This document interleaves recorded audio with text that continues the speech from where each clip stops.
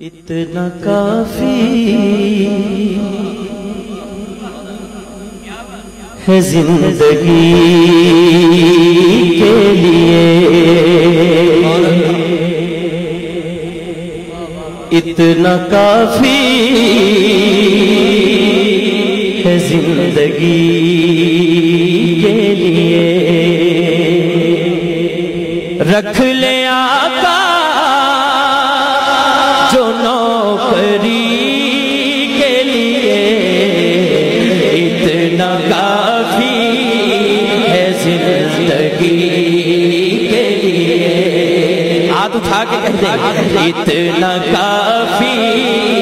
ہے زندگی کے لیے، رکھ لے آقا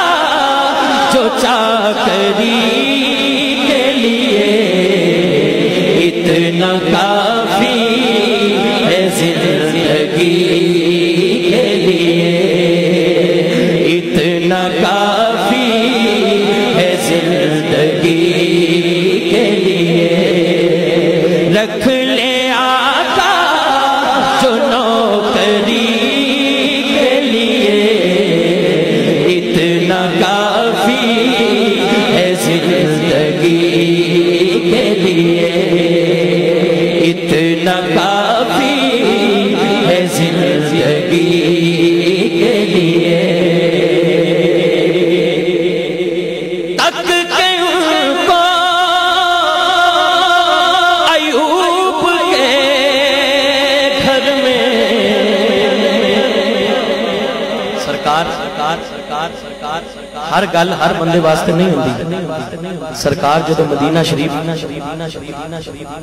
جی سرکار جدو مدینہ شریف تشریف لے کے آئے تے ہر امیر بندے نے سمجھا سرکار ساڈے گھر ہی آن گے، تے آقا جی نے فرمایا جتھے میری اونٹنی رکے گی اتھے میں قیام کروں گا، تے آپ دی اونٹنی کتھے رکی؟ حضرت ایوب انصاری رضی اللہ تعالیٰ عنہ دے گھر، چھوٹا جا گھر، مٹی دا کچا گھر، اس گل نو ذہن چ رکھنا تے شعر سننا، تک کے ان کو ایوب کے گھر میں، تک کے ان کو ایوب کے گھر میں، محل تر سے ہے جھونپڑی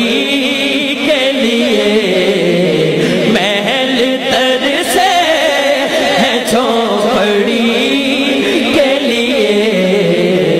اتنا کافی ہے زندگی کے لیے، اتنا کافی ہے زندگی کے لیے، رکھ لے آقا جو نوکری کے لیے، اتنا کافی ہے زندگی کے لیے، اور سرکار راجہ شفیق صاحب میرے آقا جی انہیں مہربان ہیں، آ گئے قبر میں بچھڑوانے، آ گئے قبر میں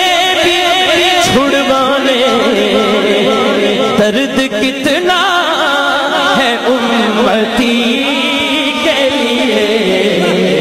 درد کتنا ہے امتی کے لیے، اتنا کافی ہے زندگی کے لیے، اتنا کافی ہے زندگی کے لیے، ہر قسم کا بندہ موجود ہوتا ہے، آہستہ کلام سننے والا بھی ہوتا ہے، تیز کلام سننے والا بھی ہوتا ہے، کچھ کلام ایسے ہوتے ہیں وہ جوش سے نہ پڑھے جائیں تو ذوق نہیں آتا، کچھ کلام ایسے ہوتے ہیں ان کے اندر ہی ذوق ہوتا ہے، اگر بندہ تھوڑی سی توجہ کرے تو ان کے اندر ہی ذوق ہوتا ہے۔ حضرت امام حسین رضی اللہ تعالیٰ عنہ سرکار دے موڈیاں تے بیٹھ گئے، جدو آپ سجدے گئے تو سرکار حکم ہے اللہ دا کہ سجدہ لمبا کر دے.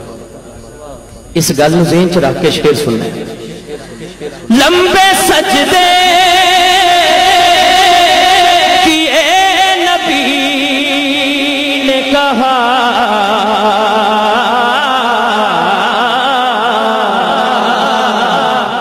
لمبے سجدے کیے نبی نے کہا اے نواسے تیری خوشی کے لیے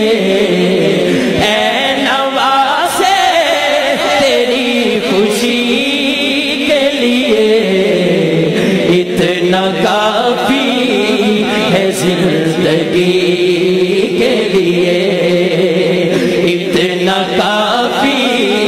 ہے زندگی کے لیے. ہر بندے کی کوئی نہ کوئی آخری خواہش ہوتی ہے لیکن میرے آقا کے غلام کی آخری خواہش کیا ہے؟ دید مانگی ہے ان کی